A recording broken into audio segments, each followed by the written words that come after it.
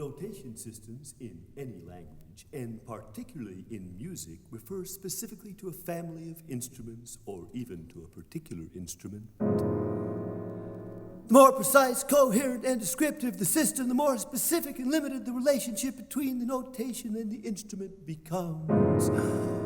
These simple observations have become so self-evident in the era of computer languages that they hardly bear repeating except for the didactic purposes of explaining my work in music.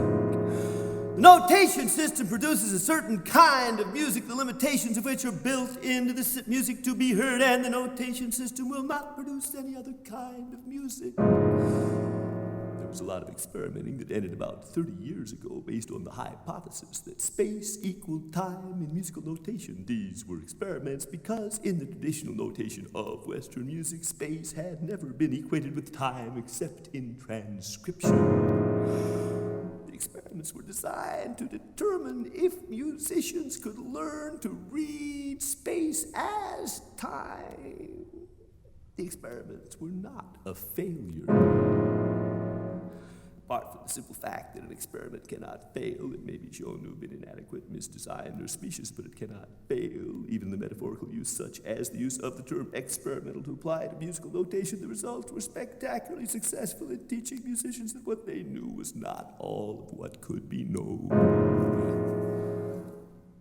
Western music had reached a state of arrogance that was an embarrassment to everybody. Even to discover that space could not be related to time in notation was a great achievement spiritually for us all. What largely got thrown out or put aside for the time being was space as a notational ingredient. But what accrued as a result of everybody using the word space as a part of a musical idea was gradually the realization of the importance of space as a simple physical reality sound apart from time, which notation had more or less been forgotten for its importance since the 18th century when concert halls were designed to make concert hall music sound like concert hall music. It is surely no coincidence for a musician that John Cage proposed that space equals time in notation during the same decade that architects discovered that they couldn't design concert halls anymore. So now we have space as a fully distinct concept in music, as exploited in the extraordinary works of Alvin Lucier and many others, and separately we still have time, which we still haven't fully come to grips with. One might observe that as a result of these experiments, a result entirely unforeseen, I think, while the experiments were being carried out, there was a kind of retrenchment. Composers got scared. Indeed, I know that many composers feel that a form of reaction came into music rather suddenly around 1970. The so-called lost 60s are, of course, not lost at all. They exist in the file cabinets of composers everywhere in America. What is lost is the musical thrill of the ideas being thrown around and the continuity between those ideas and what is happening now. The reaction came as return to traditional notation. When the reaction happened, composers were very divided among themselves as a group and divided within themselves as individuals, and there was actually a lot of suffering of feelings and political bitterness. One feared that we were on the road to old-fashioned modernism where one generation violently replaces its predecessor. I was personally scared, but in the last 30 years that seems to have healed. I see more diversity now than I could have ever imagined when all the experimenting started, so the experimenting was definitely a success. But we still do not have a notation for what we have as music. We invented a new kind of music in many forms, but we did not get a notation for it. As regards notation, we are about in the situation of the computer linguists who, for some reason or another, invent languages that cannot be commonly read among computers. We all know the most distinctive qualities of the music that is important to us now. We know how these qualities differ from what was important before and may become important again. We know extraordinary things, but we are unable to communicate them in a general way. We cannot generalize about them. We can offer an enormous number of specific examples: David Behrman, Philip Glass, Alvin Lucier, Gordon Muma, Pauline Oliveras, Terry Riley, Blue Jean, Tierney, Paul D. Marinas, Peter Gordon, Maggie Payne, David Rosenboom, Fast Forward, Tom Hamilton, Sam Ashley, Chris Mann, all friends of mine. The Names could go on to 1,000 without getting into differences among the works of any composer, but we cannot generalize this knowledge in a notational system. Thus, we shouldn't look for child prodigies in our time, and equally, we're all dizzy about what's going on. Personally, I think this is wonderful. I have an instinctive sympathy for anarchy at this moment, which I trust to be some form of self-preservation that I should take seriously. In the meantime, though, I have to compose music. That is, I have to figure out some way of writing things down so that I can have them around long enough for them to form themselves into some weird organism that didn't exist before but gives me a lot of pleasure. That's why I do it. I am bypassing entirely the question of communicating with another musician and focusing on the question of communicating with myself so that I can think. Nothing that I say then has anything to do with writing music that other musicians can read. I am usually happy with teaching people what my intentions are by making the sounds myself, or with the idea of preserving the music historically. I think that I am being honest to say that I am not interested in sounds that I will not be able to hear because I will not be around, or with the idea of contributing a model for other composers. And I will try to say as simply as I can how I write music. So this is where it gets boring because it's just about me. I write words like these. I write notes to myself about how these words are to sound. I write words until there is a story. I write opera, period. Problem starts in how to make sounds out of words. My attention shifted strongly about 30 years ago to a barely recognized resolve to get words into music in a way that pleased me. Musical fact was that I liked all kinds of new music that was just instrumental, but when I heard the use of words in my own work and other work, I didn't like it very much. This way of saying it makes the feeling sound more hostile than it was. I am just trying to explain how I discovered this need in myself, why the sudden shift was strong and the resolve barely recognized at the same time, and why I have not been able since to let go. I haven't written many purely instrumental works in the past 20 years. Some instrumental works have been recorded that were intended to be heard in the presence of voices, but were not. They were composed to be able to stand alone as a kind of code, but that is hard to explain. The technical problem, as every composer knows, is that as a result of electronic amplification, the sound of speech has gotten much faster. We're able to get to the point of the sound word much quicker than in the past, and we are increasingly impatient with the tempo of meaning that was designed to be heard in huge or small acoustical chambers. Good side is that the sound of speech lends itself to an enormous range of speeds, and even better, almost everybody speaks, as opposed to playing the flute, for instance, so we are definitely deeply into the vernacular. I am trying not to make a distinction yet between speech and singing. Practical result is that now increasingly we are able to teach ourselves and other people to make sounds out of words that are very exciting musically and that we don't have a way of writing down on paper. I read about 30 years ago in the newspaper that Bell Labs had officially given up on the possibility of speech synthesis. Research was being discontinued for the time being.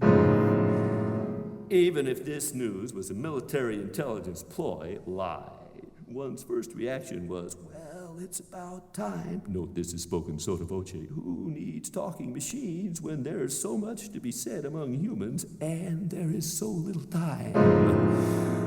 So let's just think of speech for a moment as very fast singing, or more generally, very fast music. Let us appreciate the sound of the flute for its natural speed, the sound of the piano for its natural speed, the sound of the synthesizer, etc., and the sound of speech for its natural speed.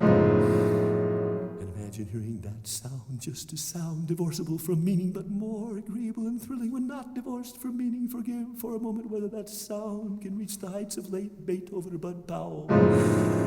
Be generous. Just think of the sound of speech in its abundant manifestations and be content that the pleasure of hearing those sounds has been given to you. Then examine the speech carefully with your ears as though you were a composer of music, and note the great similarities to every one of the formal aspects of music that we so cherish, its variety of pitch, inflection, dynamic range, information rate, everything else. Note, too, that in speech you think in the language of music, e.g., you were conscious of, for instance, dialect, or how the sounds differ from what you expected. There are so many examples that every choice is a truism. The kid on the street corner with the box is listening to something that he obviously really appreciates. He dances, smiles, and sings along, every sign of a real and deep musical experience, and you can't understand a word, but the music is nice. You talk to somebody from another dialect and you can't keep your mind away from the pure musicality. A madman on the street rants to himself and you experience music. Finally, you start hearing yourself like the person who must figure out what he or she looks like in motion in order to become a dancer. You have become a musician. Sorry, I've really got into explaining too much of this idea. Transformation of attention that I spoke of before can come from any direction. Of course, it can occur to humorists, crackpots, very serious composers. It cannot occur to people who have a tin ear. At the risk of boring even myself and not being able to finish, I have to tell an anecdote in order to give credit where credit is due. Transformation occurred to me because I found myself in a period of about 12 years in the presence of an amazing group of people who could really talk, the infamous and now legendary Once group. Might have happened to me anyway, but historically it didn't. Between the years of 1957 and 1959, the concentrated period, we talked every day and every night in various combinations for many, many hours. Gordon, Mooma, Jackie, Mooma, Mary, Ashley, Ann Ware, George, Manny Pelly, Betty Johnson, Howard Borkin, Milton Cohen, Joseph Ware, Cynthia Liddell, Dick, Nick Bertoni, Blue Jean, Terry, and a bunch of other people who either had less stamina or just had something better to do. And I should mention among the great ones who didn't live nearby, but who were cherished as guests, Alvin Lucier and Mary Lucier in particular. I could hardly exaggerate the obsession with talking that developed as a virtuosity that everyone in the group became conscious of. I didn't cause it. It just happened in front of my ears, and I was there. Luckily, unlike many bands that break up after the first successful concert or rehearsal because everybody in the band thinks that he or she alone got the key and something has to be done about it quick, nobody in this group was particularly interested in exploiting the mutual musical experience because everybody had something else more important to do. So it was just pure fun. And as one result of the pure fun, the ongoing of it became extremely sophisticated. The Once group could do solos of any length, the most amazing dialogues, and finally, preferably all at the same time. Because so few of them were affected by musicalism as a profession, there was incredibly few affectations of style. Joe Ware, for a while, tried a kind of stuttering, but everybody made so much fun of that bad idea that he stopped.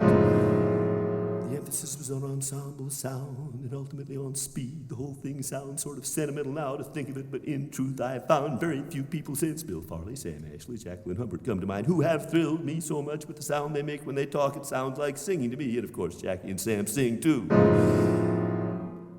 A transitional anecdote is that one day I talked to Ann Ware for 14 hours straight. Mostly she talked and I listened. I noticed that around the 7th hour, she repeated verbatim a very long idea that she had said hours earlier. This is a transition in that what developed in the Once group technique could easily reproduce what might be called ranting, but without any of the fear that comes when you suspect that the person you are listening to is out of control. The legendary Once group learned to make the sound of ranting simply as one part of a huge vocabulary of sounds and a huge repertory of performance pieces. Eventually, we broke up. I'm not sure what the other people in the group took from the experience except the joy, but for me, as a musician, I was permanently changed. I had finally found what music is for me. I rested for a few years. I really needed it. And then I realized I was a new man. And like the old joke, like the new man in the old joke about the man who stopped drinking and became a new man only to discover that the new man wanted to drink, I picked up right from where they had left off. I didn't have the Once group, but I had the idea. jump ahead in time to what's been going on for the past few years, the real operas with a plot such as it is. Thank you, Mr. Rockwell, and fuck you too. 2 hours a year for the past 22 years on average. 22? And I'm just beginning to get the hang of it. I age, but I don't grow up too bad.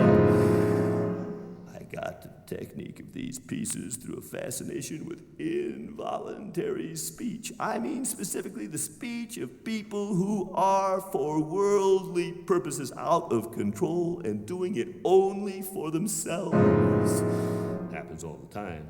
It happens to all of us, I think, some of the time, and to some of us all of the time. It is associated with sickness and real suffering. I don't mean to romanticize those parts of the phenomenon, but musically it can transcend sickness and suffering, and formally it is astounding. I watched the tendency in myself. I studied. I watched it in other people. I thought about it as music, thanks to what I'd learned from the once group. It is the one thing that the once group did not do, because it is impossible to fake. The ear is so untrickable in certain things. There's an area in human behavior whose boundaries are clearer than I would have imagined. In this area, speech and singing are inextricable. You exit the area in one direction toward the simple goal of making sense. You exit in the other direction towards making music. In the academic study of music, this area is acknowledged but treated gingerly. In the mythology of music as a sublime human activity, the mysterious area is more highly and honestly regarded. Its importance is fully understood, even if the mapping is not complete. In involuntary speech, the speaker is solely concerned with how effectively what is intended as meaning comes out as sound. This involves not only moving words around in their order as in literature, but also moving sounds around as in music.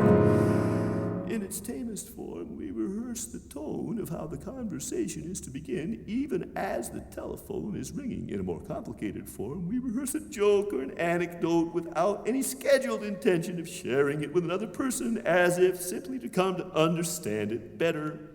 The plot thickens when we start explaining our motives to ourselves with an honesty that can never be shared with another person. In the extreme, we stop hiding this amazing urgency to make sounds. Then the sounds take you away. A structural analysis of involuntary speech would produce a thick book that with a slight change of jargon could be mistaken for a book on music theory. To take a simple example, in involuntary speech, there are no rules about efficiency, no rules about wasting other people's time and repeating yourself. Repeating yourself is the essence of the activity, to do it often enough until the effect has been accomplished, as in music. Another part of involuntary speech, very important, is that the action and its motives are simultaneous. It is entirely unpremeditated. It cannot be rehearsed. It is without caution or discretion. In involuntary speech, we all experience one of the deepest mysteries of music and all great athletic achievements, incidentally. The action that can be accomplished only at full speed, the action that is prepared and trying again, but never realized except in execution, the action that can be understood only in retrospect because total involvement of being is required and there is nothing left of us to stand aside and observe. We are at one with ourselves. We are heedless. Get back to the question of notation. Improvisation is a without which in composing music in a traditional style. Try at the piano to get something down that is in your head. Try again, make a few notes, try again, keep adding things, most of the time hoping for the best, but without knowing in which direction the best is to be found. Try again, recognize some form emerging, make a few mental notes about the form. Try again, keep adding things, etc. This is not technically improvisation, but there is no other word for it. In fact, it is exactly the activity of involuntary speech. Go into your studio, lock the door, composer at work, sit down at the piano, blank paper on the stand, same process, same pain, get something nice to listen to. Poof, you're a composer, Lenny Bruce. Try this on the street with words. Notice how the traffic avoids you. Keep an eye peeled for the police. No wonder there should be no musicians or poets in the ideal republic. Difference is, those pencil marks on paper are your excuse. Problem is, those pencil marks on paper are musical notes, and sometimes musical notes just won't do. Another kind of composing is to make a plan and stick to it. Stick to it is the important part. I mean a plan that instructs the performers but doesn't control the piece, doesn't control what the listener will hear. Some composers are very fond of this approach because the plan can seem so beautiful. I've tried it a few times myself, but my imagination gets away from me.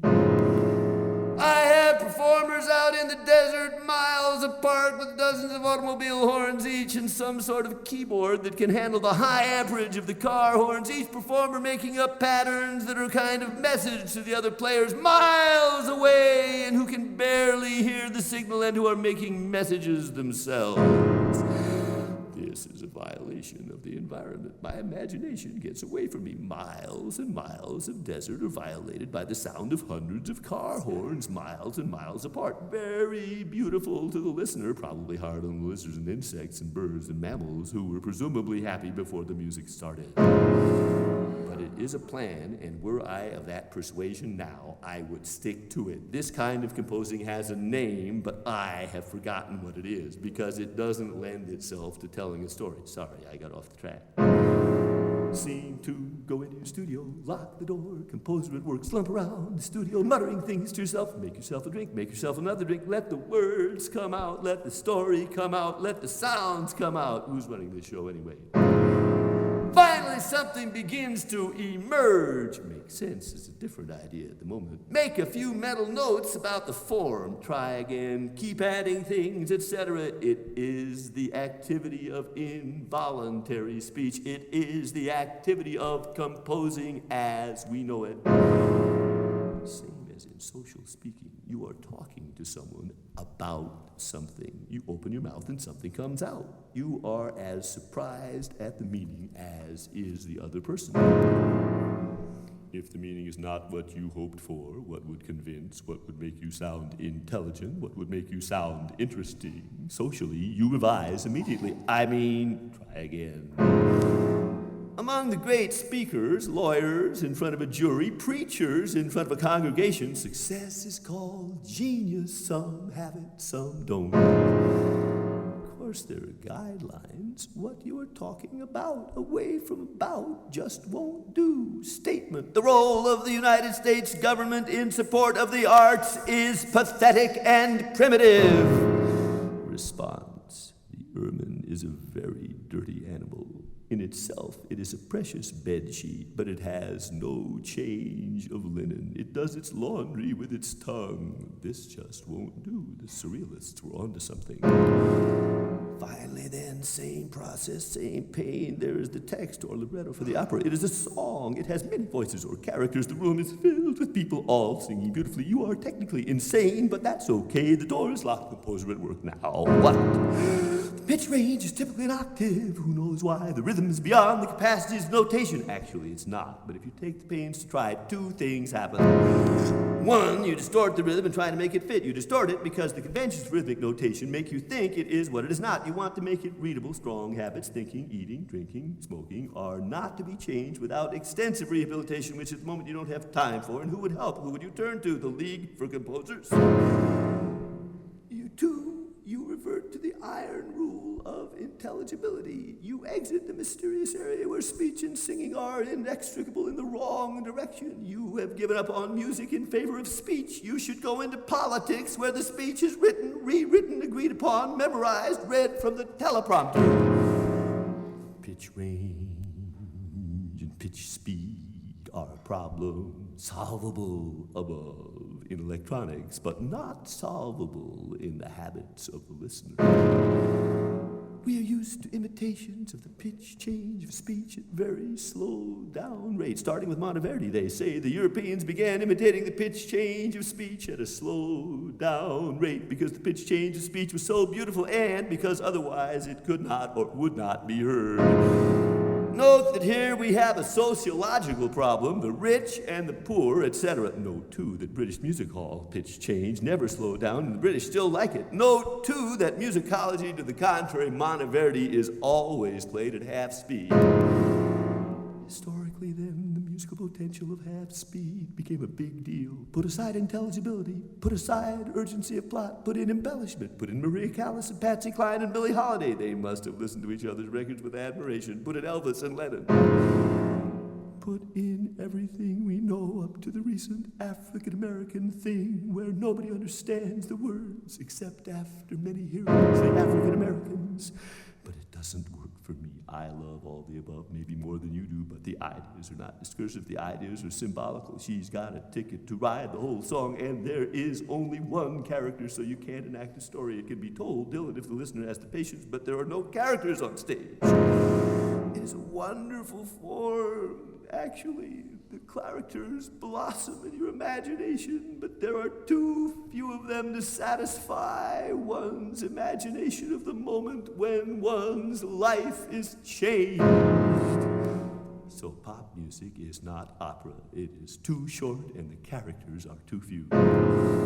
Put aside the Irish and Jewish newcomers, Broadway musical parody of America, really intelligible. Straight ahead parody of the American dream. Comedy, Lloyd Webber, it'll be around forever. I don't like the howling. I don't like the vibrato. I prefer the old Saturday Night Live. Harmony doesn't matter except for where you come from. 41 tones to the octave, great. 1 tone to the octave, great. Just intonation, great. Unjust intonation, great. Chinese opera, you have to be Chinese.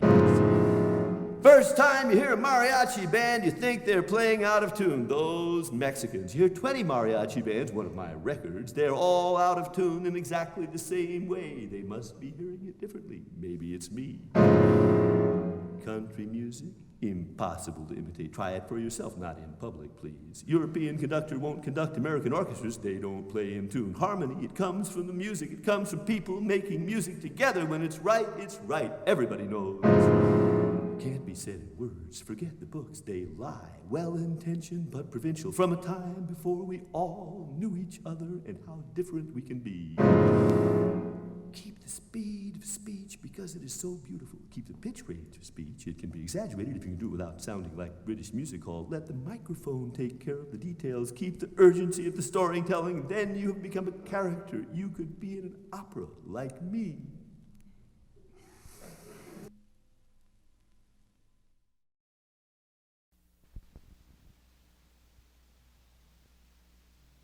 I didn't know what I was doing. Mama? Is that my face? Mama? Brother? Mama? Oh, brother. I couldn't help myself. Where's the body? Mama? Mama? Mama? Mama? Mama? But where's sister? Where's sister?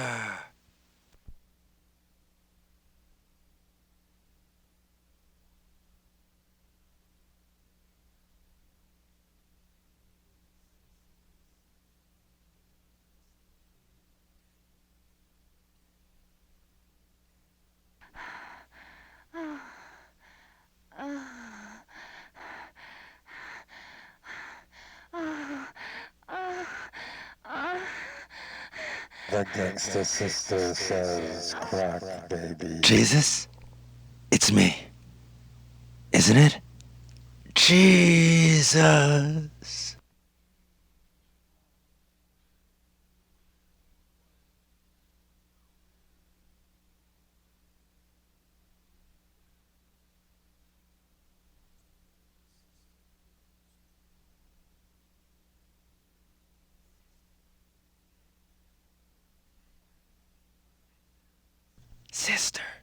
Sister, we really have to know. What's that smell? How far will the smell go? Sister. And the little sister goes, ooh, ooh, ooh, ooh. Mama? Daddy? Mama? I wasn't myself. Mama? Baby. Mama?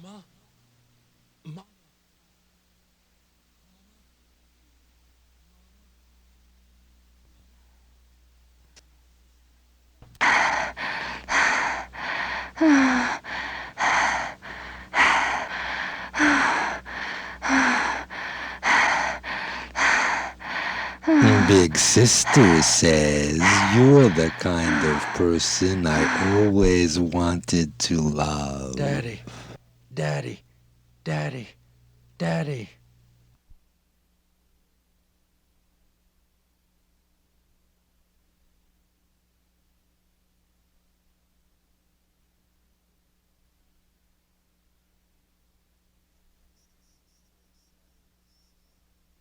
Jesus, that's me. Don't you see? Jesus.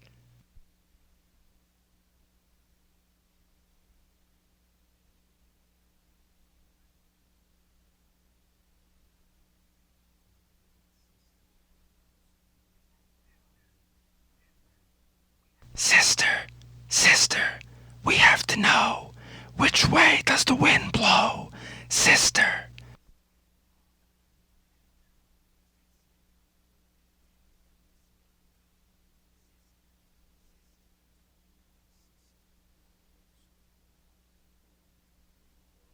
Mama? Mama? Who? I couldn't. Who betrayed who? Mama? Brother? Oh, Mama? brother. I wasn't myself. Am I my brother's sister? Mama? Mama? But Mama? where's sister? Where's sister?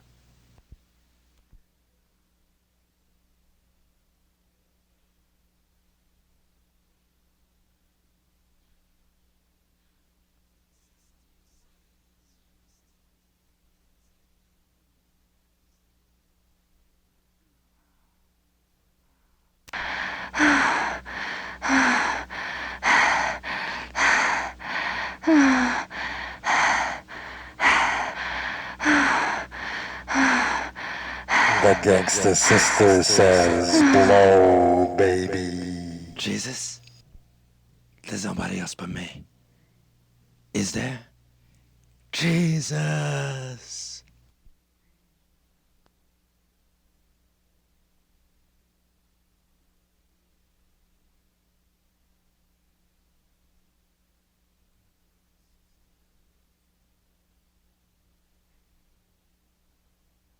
Sister, we have to know, how long will the wind blow? Sister.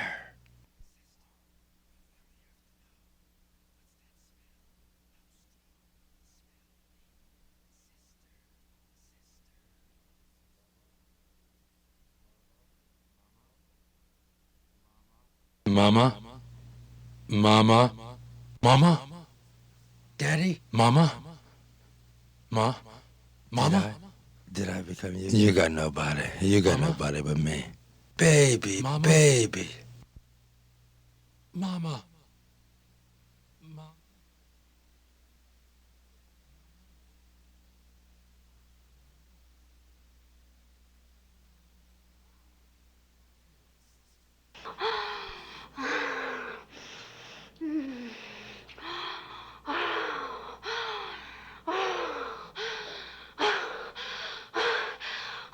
Big sister says you got to make everybody come. Daddy, Daddy, Daddy, Daddy, Daddy.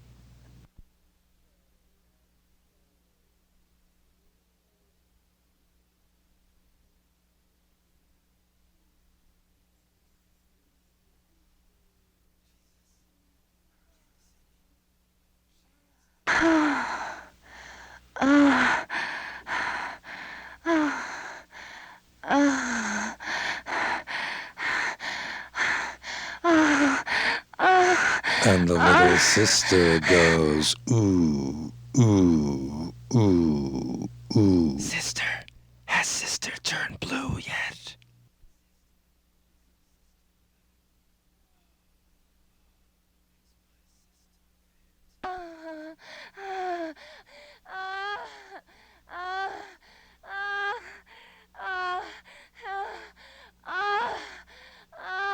Anonnaの人と一緒にするなんて意地悪するよずるい人。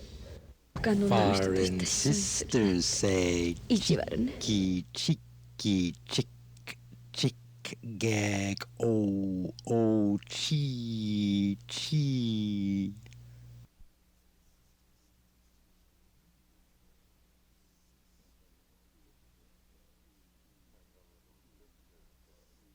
And the little sister goes, ooh, ooh, ooh, ooh.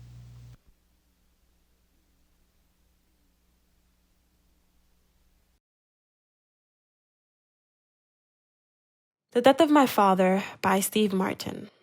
In his death, my father, Glenn Vernon Martin, did something he could not do in life. He brought our family together. After he died at age 83, many of his friends told me how much they loved him, how generous he was, how outgoing, how funny, how caring. I was surprised at these descriptions. During my teenage years, there was little said to me that was not criticism. I remember him as angry, but now 10 years after his death, I recall events that seem to contradict my memory of him. When I was 16, he handed me down the family's 1957 Chevy. Neither one of us knew at the time that it was the coolest car anyone my age could have. When I was in the 3rd grade, he proudly accompanied me to the school tumbling contest, where I won first prize. One day, while I was in single digits, he suggested we play catch in the front yard. This offer to spend time together was so anomalous that I didn't quite understand what I was supposed to do. When I graduated from high school, my father offered to buy me a tuxedo. I refused because my father always shunned gifts. I felt with my refusal that somehow in a convoluted, perverse logic, I was being a good son. I wish now that I could have let him buy me a tuxedo. Let him be my dad. My father sold real estate, but he wanted to be in show business. I was probably 5 years old when I saw him in a bit part at the Cardboard Theater on Melrose Place in Hollywood. He came on in the 2nd act and served a drink. The theater existed until a few years ago and is now fully defunct and, I believe, a lamp shop. My father's attitude towards my show business accomplishments was critical. After my first appearance on Saturday Night Live in 1976, he wrote a bad review of me in the newsletter of the Newport Board of Realtors, where he was president. Later, he related this news to me slightly shamefaced and said that after it appeared, his best friend came into his office holding the paper, placed it on his desk, and shook his head sternly, indicating a wordless no. In the early 80s, a close friend of mine, whose own father was killed walking across the street and whose mother committed suicide on Mother's Day, said that if I had anything to work out with my parents, I should do it now because one day that opportunity would be over. When I heard this remark, I had no idea that I would ever want to work anything out with them, that in fact there was anything to work out at all. But it stewed in my brain for years, and soon I decided to try and get to know my parents. I took them to lunch every Sunday I could. I would goad them into talking. It was our routine that after I drove them home from our lunches, my mother and father, now in their 80s, would walk me to the car. I would kiss my mother on the cheek, and my father and I would wave or awkwardly say goodbye. But this time, we hugged each other, and he whispered, "I love you," with the voice barely audible. This would be the first time these words were ever spoken between us. I returned the phrase with the same awkward, broken delivery. As my father ailed, he grew more irritable. He made unreasonable demands, such as waking his 24-hour help and insisting that they take him for drives at 3 a.m., as it was the only way he could relax. He also became heart-wrenchingly emotional. He could be in the middle of a story and begin to laugh, which would provoke sudden tears, making him unable to continue. In his early 80s, my father's health declined further and he became bedridden. There must have been an instinct about when the end is near. As we all found ourselves gathered at my parents' home in Orange County, California, I walked into the house they had lived in for 35 years, and my weeping sister said, "He's saying goodbye to everyone." A hospice nurse said to me, "This is when it all happens." I didn't know what she meant, but soon I did. I walked into the bedroom where he lay, his mind alert, but his body failing. He said almost buoyantly, "I'm ready now." I understood that his intensifying rage of that last few years had been against his death. and now his resistance was abating. I stood at the end of the bed and we looked into each other's eyes for a long, unbroken time. At last he said, "You did everything I wanted to do." I said the truth. I did it for you. Looking back, I'm sure we both had different interpretations of what I meant. I sat on the edge of the bed and another silence fell over us.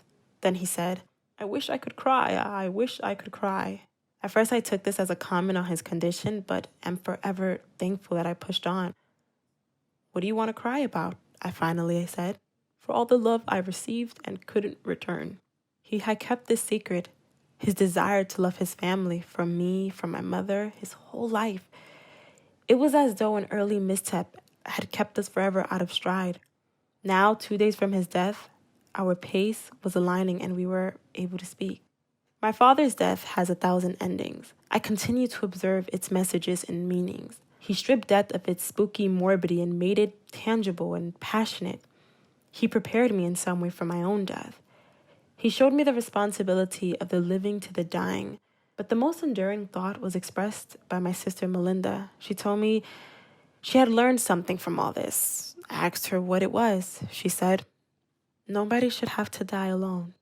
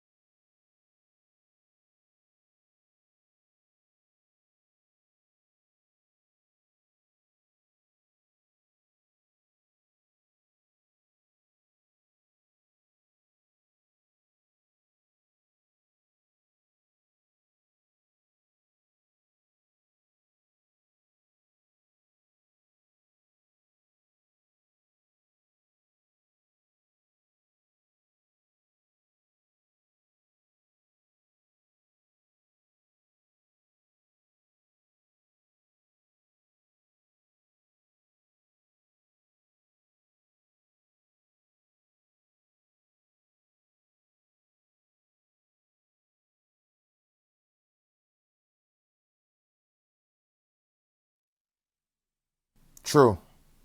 Nervous. Very, very dreadfully nervous. I had been and am. But why will you say that I am mad? The disease had sharpened my senses, not destroyed, not dulled them. Above all, was the sense of hearing acute. I heard all things in the heaven and in the earth. I heard many things in hell. How then am I mad? Hearken and observe how healthily, how calmly I can tell you the whole story. It is impossible to say how the first idea entered my brain, but once conceived, it haunted me day and night. Object, there was none. Passion, there was none. I loved the old man. He had never wronged me. He had never given me insult. For his gold I had no desire. I think it was his eye. Yes, it was this. He had the eye of a vulture, a pale blue eye with a film over it. Whenever it fell upon me, my blood ran cold. And so by degrees, very gradually, I made up my mind to take the life of the old man, and thus rid myself of the eye forever. Now, this is the point. You fancy me mad. Madmen know nothing, but you should have seen me. You should have seen how wisely I proceeded, with what caution, with what foresight, with what dissimulation I went to work. I was never kinder to the old man than during the whole week before I killed him. And every night, about midnight, I turned the latch of his door and opened it. Oh, so gently. And then, when I had made up an opening sufficient for my head, I put in a dark lantern, all closed, that no light shone out, and then I thrust in my head. Oh, you would have laughed to see how cunningly I thrust it in. I moved it slowly, very, very slowly, so that I might not disturb the old man's sleep. It took me an hour to place my whole head within the opening, so far that I could see him as he lay upon his bed. Ha! Would a madman have been so wise as this? And then, when my head was well in the room, I undid the lantern cautiously. Oh, so cautiously. Cautiously, for the hinges creaked. I undid it just so much that a single thin ray fell upon the vulture eye. And this I did for 7 long nights, every night just at midnight. But I found the eye always closed, and so it was impossible to do the work, for it was not the old man who vexed me, but his evil eye. And every morning, when the day broke, I went boldly into the chamber and spoke courageously to him, calling him by name in a hearty tone and inquiring how he has passed the night. So you see, he would have been very profound old man, indeed, to suspect that every night, just at 12, I looked in upon him while he slept. Upon the 8th night, I was more than usually cautious and opened the door. A watch's minute hand moves more quickly than did mine. Never before that night had I felt the extent of my own powers, my sagacity. I could scarcely contain my feelings of triumph. To think there I was, opening the door, little by little, and he had not even to dream of my secret deeds or thoughts. I fairly chuckled at the idea, and perhaps he heard me, for he moved on the bed suddenly, as if startled. Now you may think that I drew back, but no. His room was as black as pitch, with the thick darkness, for the shutters were closely fastened through fear of robbers, and so I know that he could not see the opening of the door. And I kept pushing it on steadily, steadily. I had my head in and was about to open the lantern when my thumb slipped upon the tin fastening and the old man sprang upon the bed, crying out, "Who's there?" I kept quiet, still, and said nothing. For a whole hour, I did not move a muscle, and in the meantime, I did not hear him lie down. He was still sitting up in the bed, listening, just as I have done, night after night, hearkening to the death watches in the wall. Presently, I heard a slight groan, and I knew it was the groan of mortal terror. It was not a groan of pain or grief or, oh no, it was just the low stifled sound that arises from the bottom of the soul when overcharged with awe. I knew the sound well. Many a night, just at midnight, when all the world slept, it has welled upon from my own bosom, deepening with its dreadful echo, the terrors that distracted me. I say I knew it well. I knew what the old man felt, and pitied him, although I chuckled at heart. I knew that he had been lying awake ever since the first slight noise, when he had turned in the bed. His fears had ever been growing upon him, He had been trying to fancy them causes, but could not. He had been saying to himself, "It is nothing but the wind in the chimney. It is only a mouse crossing the floor. Or, it is merely a cricket which has made a single chirp." Yes, he had been trying to comfort himself with these suspicions, but he had found all in vain, because death, in approaching him, had stalked with his black shadow before him and enveloped the victim, and it was the mournful influence of the unperceived shadow that caused him to feel, although he neither saw nor heard, to feel the presence of my head within the room. When I had waited a long time, very patiently, without hearing him lie down, I resolved to open a very, very little crevice in the lantern. So I opened it. You cannot imagine how stealthily, until at length a single dim ray, like the thread of a spider, shot from out the crevice and fell full upon the vulture eye. It was wide, wide open, and I grew furious as I gazed upon it. I saw with the perfect distinctness, all a dill blue, with the hideous veil all over it that chilled the very marrow of my bones, but I could not see nothing else of the old man's face or person, for I directed the ray, as if by instinct, precisely upon the damned spot. And have I not told you that what you mistake for madness is but over acuteness of the sense? Now, I say, there came to my ears a low, dull, quick sound, such as a watch makes when enveloped in cotton. I knew that sound well, too. It was the beating of the old man's heart. It increased my fury, as the beating of a drum stimulates the soldier into courage. But even yet, I refrained and kept still. I scarcely breathed. I held the lantern motionless. I tried how steadily I could maintain the ray upon the eve. Meantime, the hellish tattoo of the heart increased. It grew quicker and quicker, and louder every instant. The old man's terror must have been extreme. It grew louder, I say, louder, every moment. Do you mark me well? Have I told you how that I'm nervous? So I am. And now, at the dead hour of night, amid the dreadful silence of that old house, so strange a noise as this excited me to uncontrollable terror. Yet for some minutes longer I refrained and stood still. But the beating grew louder and louder, and I thought the heart must burst. And now a new anxiety seized me. The sound would be heard by a neighbor. The old man's hour had come. With a loud yell, I threw open the lantern and leaped into the room. He shrieked once only. In an instant, I dragged him to the floor and pulled the heavy bed over him. I then smiled gaily to find the deed so far done. But for many minutes, the heart beat on with a muffled sound. This, however, did not vex me. It would not be heard through the wall. At length, it ceased. The old man was dead. I removed the bed and examined the corpse. Yes, he was stone dead. I placed my hand upon the heart and held it there many minutes. There was no pulsation. He was stone dead. His eye would trouble me no more.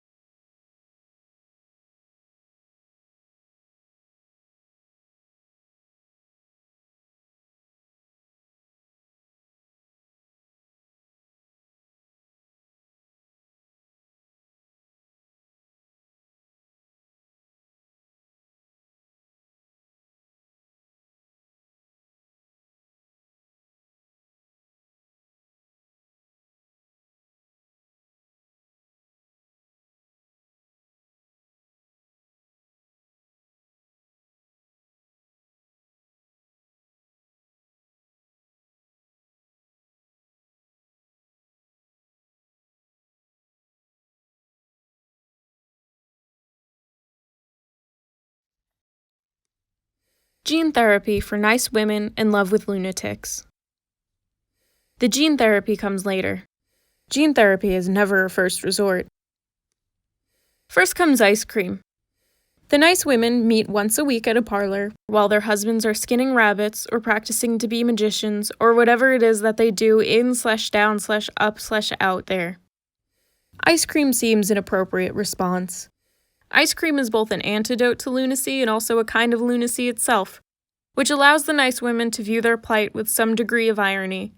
They cry about their plight, laugh about their plight, ice cream, laugh, cry, go home and love their husbands some more.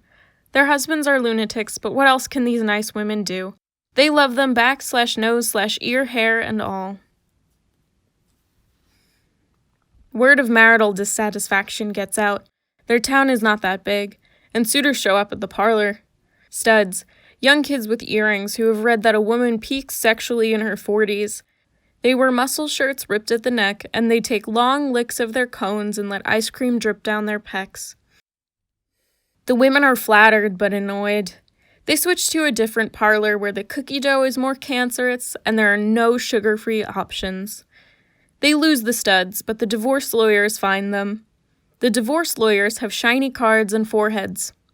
Their mustaches look better on the billboards where the hairs were bigger but further away and could be viewed at fast speeds through the protective filter of a windshield.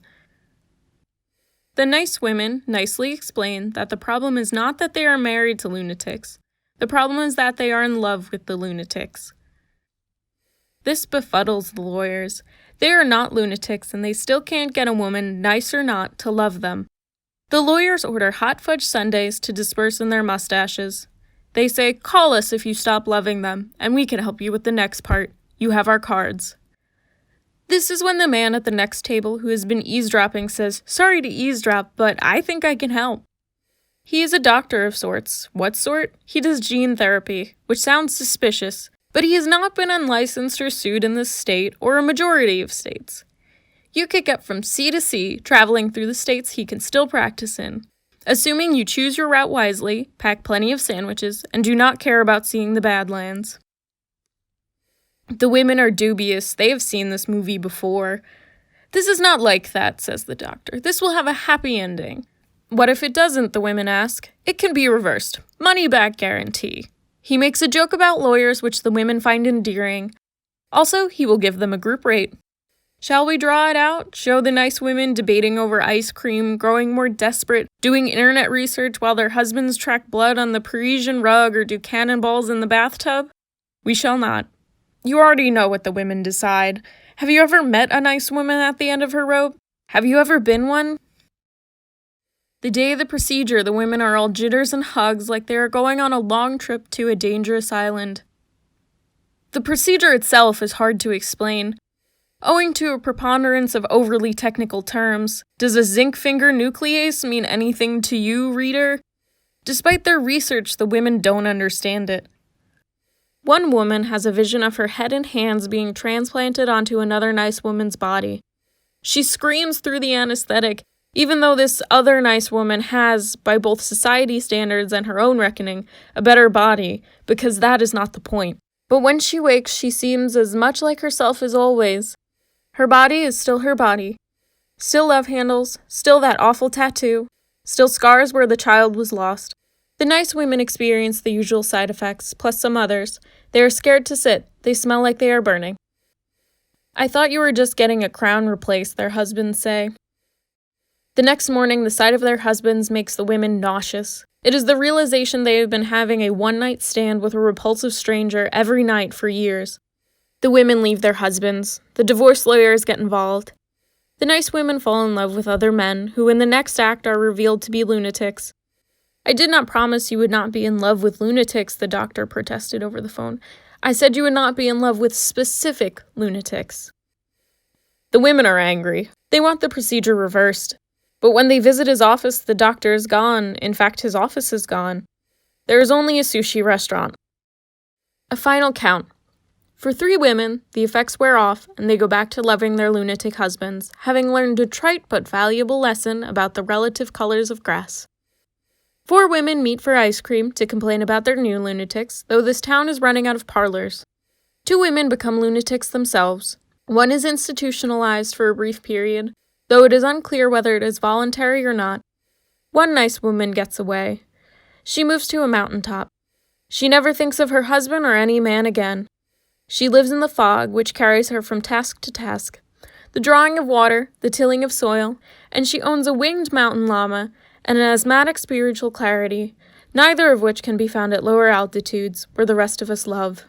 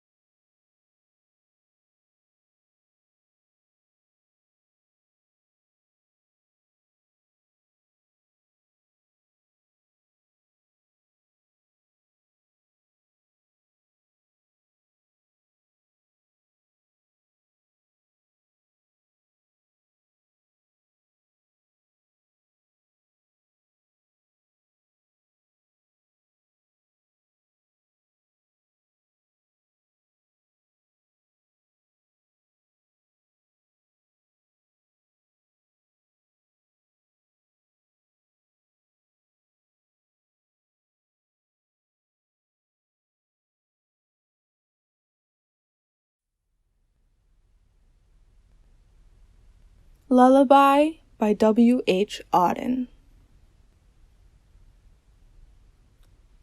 Lay your sleeping head, my love,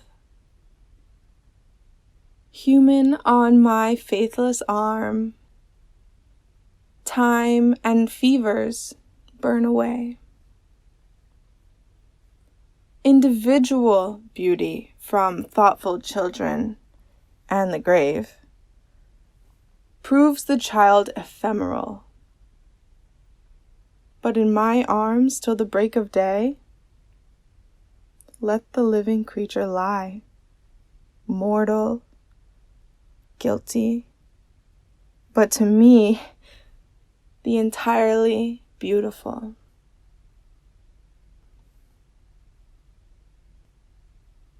Soul and body have no bounds to lovers as they lie upon her tolerant, enchanted slope in their ordinary swoon.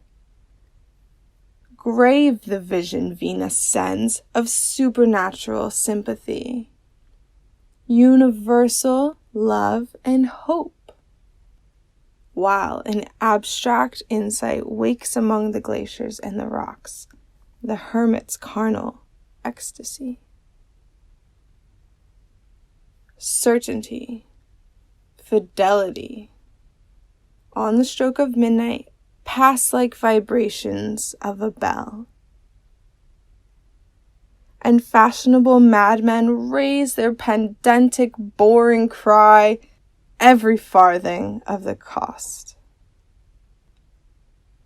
All the dreaded cards foretell shall be paid, but from this night, not a whisper, not a thought.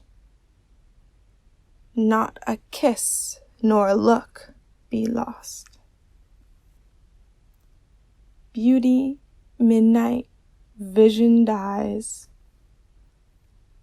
Let the winds of dawn that blow softly round your dreaming head such a day of welcome show, eye and knocking heart may bless. Find our mortal worlds enough. Noons of dryness find you fed by the involuntary powers. Nights of insult let you pass, watched by every human love.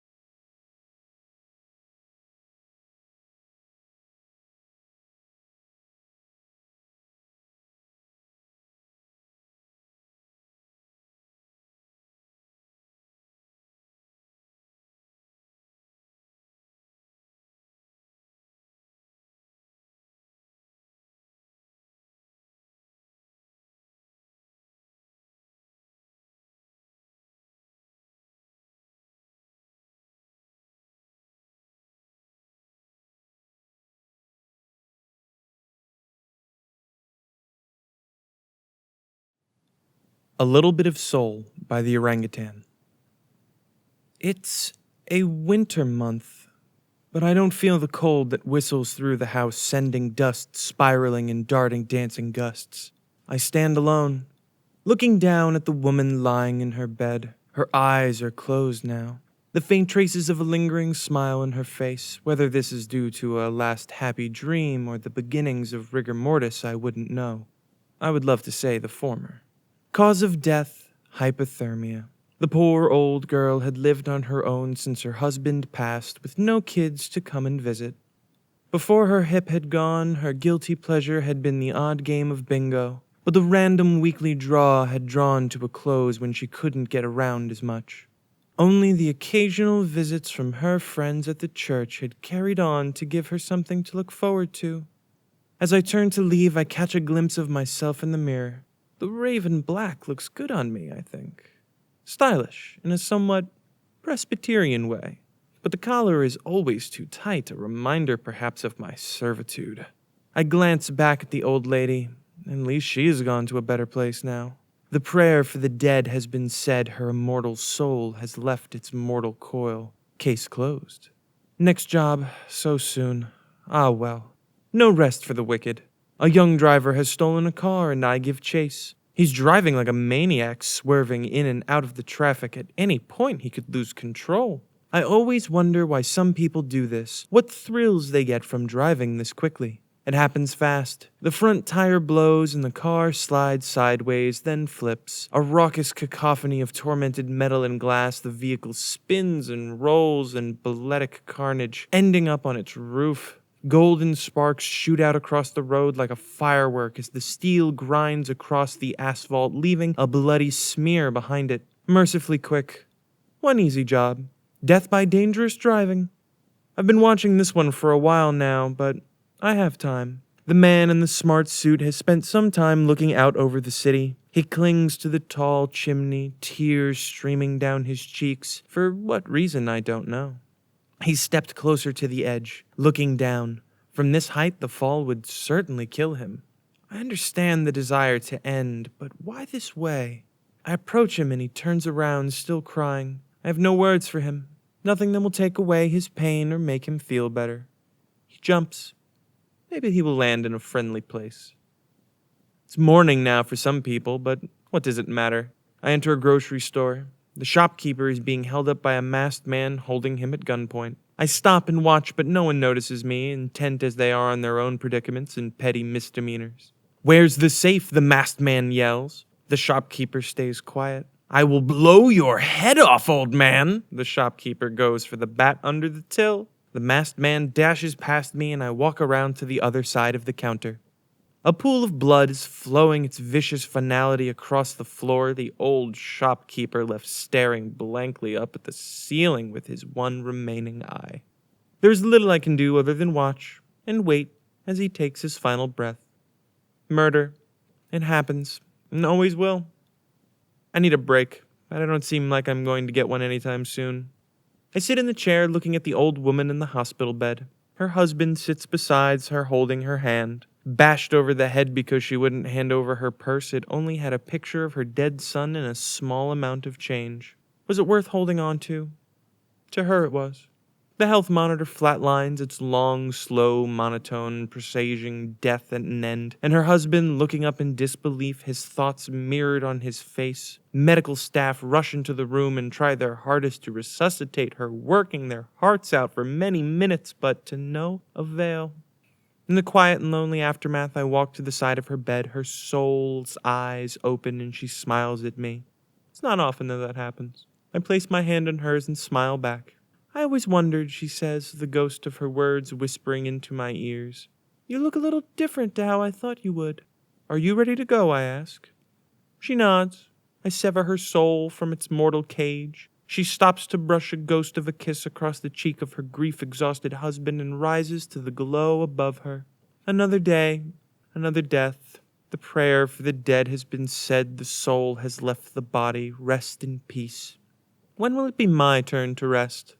I'm different now, so different from the being I used to be. I've been known by so many different names, many lost in the mists of human time, gone like the humans who believed in them. Gone too is the scythe, and the flowing cloak, the gloom, the skeletal form.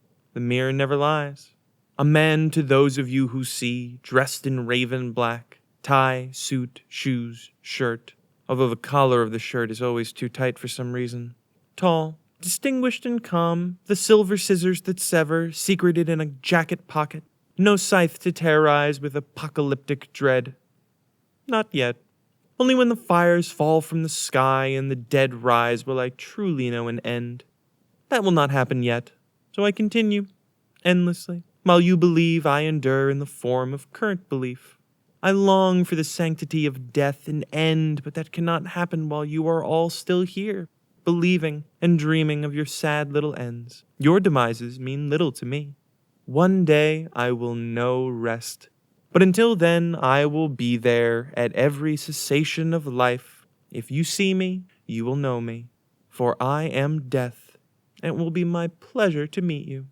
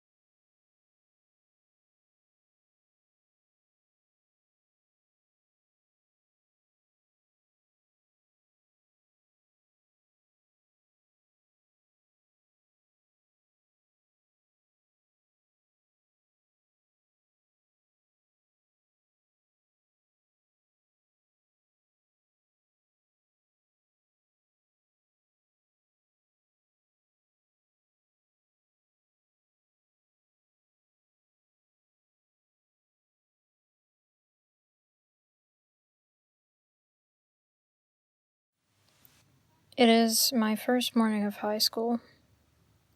I have 7 new notebooks, a skirt I hate, and a stomachache. The school bus wheezes to my corner. The door opens and I step up. I'm the first pickup of the day. The driver pulls away from the curb while I stand in the aisle. Where to sit? I've never been a backseat waste case. If I sit in the middle, a stranger could sit next to me. If I sit in the front, it will make me look like a little kid, but I figure it's the best chance I have to make eye contact with one of my friends, if any of them have decided to talk to me yet. The bus picks up students in groups of 4 or 5. As they walk down the aisle, people who were my middle school lab partners or gym buddies glare at me. I close my eyes. This is what I've been dreading. As we leave the last stop, I am the only person sitting alone. The driver downshifts to drag us over the hills. The engine clanks, which makes some of the guys in the back holler something obscene. Someone is wearing too much cologne. I try to open my window, but the little latches won't move. A guy behind me unwraps his breakfast and shoots the wrapper at the back of my head. It bounces onto my lap. A ho-ho. We pass janitors painting over the sign in front of the high school. The school board has decided that Meriwether High, home of the Trojans, didn't send a strong abstinence message, so they have transformed us into the Blue Devils. Better the devil you know than the Trojan you don't, I guess. School colors will stay purple and gray. The board didn't want to spring for new outfits. Older students are allowed to roam until the bell, but 9th graders are herded into the auditorium. We fall into clans. Jocks, country clubbers, idiot savants, cheerleaders, human waste, Eurotrash, future fascists of America, big hair chicks, the Marthas, suffering artists, thespians, goths, shredders. I am clanless. I wasted the last weeks of August watching bad cartoons. I didn't go to the mall, the lake, or the pool, or answer the phone. I have entered high school with the wrong hair, the wrong clothes, the wrong attitude. And I don't have anyone to sit with. I am outcast. There's no point looking for my ex-friends. Our clan, the Plain Janes, has splintered and the pieces are being absorbed by rival factions. Nicole lounges with the jocks, comparing scars from summer league sports. Ivy floats between the suffering artists on one side of the aisle and the thespians on the other. She has enough personality to travel with 2-packs. Jessica has moved to Nevada. No real loss, she was mostly Ivy's friend anyway. The kids behind me laugh so loud, I know they're laughing about me. I can't help myself, I turn around. It's Rachel. Surrounded by a bunch of kids wearing clothes that most definitely did not come from the East Side Mall. Rachel Bruin, my ex-best friend. She stares at something above my left ear. Words climb up my throat. This was the girl who suffered through brownies with me, who taught me how to swim, who understood about my parents, who didn't make fun of my bedroom. If there is anyone in the entire galaxy I am dying to tell what really happened, it's Rachel. My throat burns. Her eyes meet mine for a second. I hate you, she mouths silently. She turns her back to me and laughs with her friends. I bite my lip. I'm not going to think about it. It was ugly, but it's over, and I'm not going to think about it. My lip bleeds a little. It tastes like metal. I need to sit down. I stand in the center aisle of the auditorium, a wounded zebra in a National Geographic special, looking for anyone to sit next to. A predator approaches. Gray jock buzz cut, whistle around a neck thicker than his head. Probably a social studies teacher, hired to coach a blood sport. Mr. Neck says, "Sit." I grab a seat. Another wounded zebra turns and smiles at me. She's packing at least $5,000 worth of orthodontia, but has great shoes. "I'm Heather from Ohio," she says. "I'm new here, are you?" I don't have time to answer. The lights dim and the indoctrination begins. The first 10 lies they tell you in high school. 1. We are here to help you. 2. You will have enough time to get to your class before the bell rings. 3. The dress code will be enforced. 4. No smoking is allowed on school grounds. 5. Our football team will win the championship this year. 6. We expect more of you here. 7. Guidance counselors are always available to listen. 8. Your schedule was created with your needs in mind. 9. Your locker combination is private. 10. These will be the years you look back on fondly. My first class is biology. I can't find it and get my first demerit for wandering the hall. It is 8:50 in the morning. Only 699 days and 7 class periods until graduation.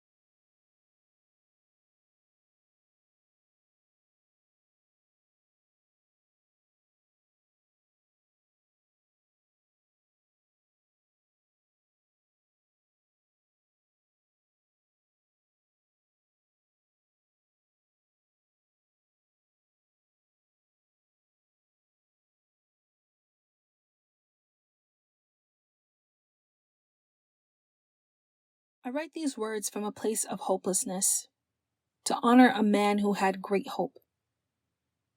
I'm struggling to think and to speak about my friend Chadwick Boseman in the past tense. It doesn't make sense.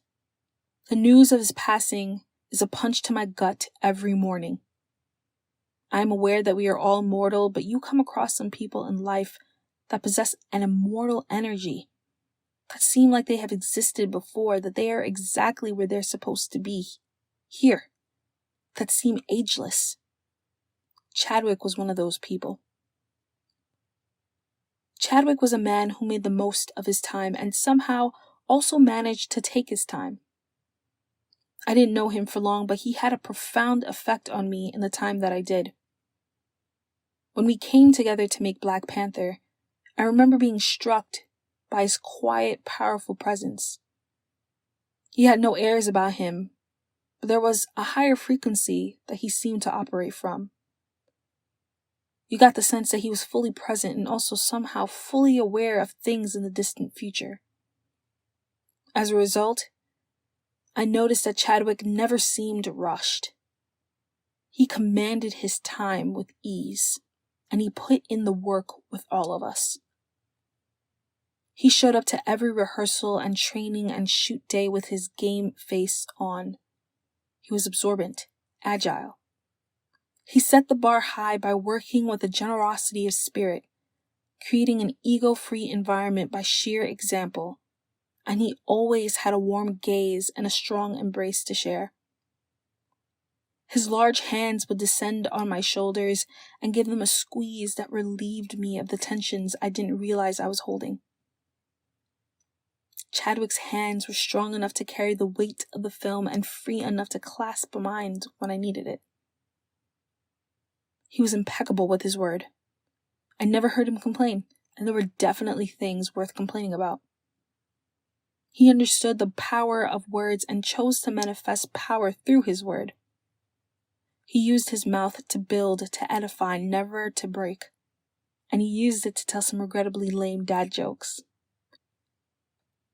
He practiced not going against himself. He seemed to really love himself. He expressed who he really was, even when it meant he didn't smile when you thought he should. He accepted himself, and perhaps that's why he was so capable of loving so many so deeply. And he used his body in every way that he could. He did his own stunts, drummed at his own parties, danced many a night away, mastered martial arts. The list goes on. He loved, honored, and respected that body, doing more with it than most. In doing so, he took the risk to be alive, fully alive. So it seems that it was life that gave up on Chadwick long before Chadwick gave up on life. When I was around Chadwick, I wanted to be better, less petty, more purposeful. He was fueled by love, not fear. He moved quietly, deliberately, and without imposing himself or his ideals on others. And yet, he also made damn sure that his life meant something. He was unwavering about that. He cared so deeply about humanity, about Black people, about his people. He activated our pride. By pushing through and working with such high purpose in the films he chose to commit to, Chadwick has made the infinite his home.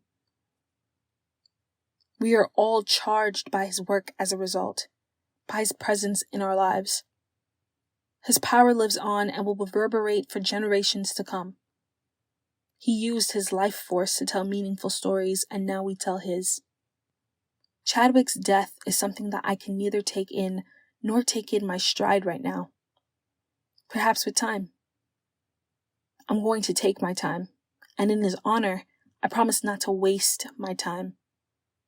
I hope you will do the same. My deepest condolences to his family, friends, and to his loving wife, Simone, from whom I heard this phrase articulated so resonantly.